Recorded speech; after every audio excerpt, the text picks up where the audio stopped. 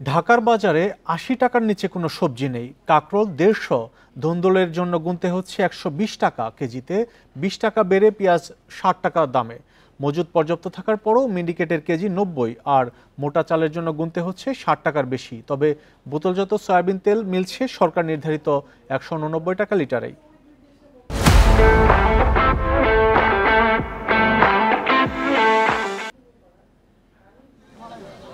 শাকসবজির কোনো কমতি নেই রাজধানীর বাজারে, তবে দামে নেই স্বস্তি। বেগুন, করলা, ঢেঁড়স, কাঁচামরিচের কেজি পাইকারি বাজারে ৮০ টাকার উপরে। কাঁকরোল, ঢেঁড়স, ধুন্দুলের জন্য গুনতে হচ্ছে ১২০ টাকা পর্যন্ত। সস্তার পেঁপের দামও ৫০ টাকা কেজি।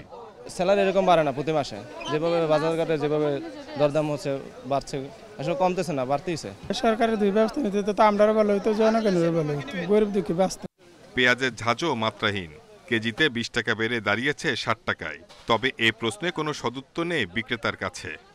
কাঠি পেঁয়াজ উঠে গেছে, এখন আলি পেঁয়াজ আইছে, এটা রাখি পেঁয়াজ, এটা একটু দাম বেশি বাজারে। সবচেয়ে বেশি ভোগাচ্ছে চাল। সরবরাহের ঘাটতি নেই, তারপরও মিনিকেটের কেজি ৯০ আর মোটা চাল ছাড়িয়েছে ৬০ টাকার ঘরে। কর্পোরেট কোম্পানিগুলি ছিল না, বাজারটা কম ছিল। কর্পোরেট কোম্পানি বাজার আসার পর থেকে চালের দাম দিন দিন বাড়তে, কোনো কমে নেই। যদি ৯০ টাকা কেজি চালের কেজি হয়, তাহলে আমি নিজে থেকে মনে করি যে পোলাও চাল কিনে খাবো ভালো। সত্যিকারের তো পোলাও চালই তো মনে করেন ৯০ টাকা ১০০ টাকা কেজি বিক্রি করে। বোতলজাত সয়াবিন তেল ১৮৯ টাকা লিটার। আর গত সপ্তাহের তুলনায় কিছুটা কম মুরগির দাম। ব্রয়লার ১৬০ আর সোনালির কেজি ২২০ টাকা। Shahid Ahmed, independent news, Dhaka.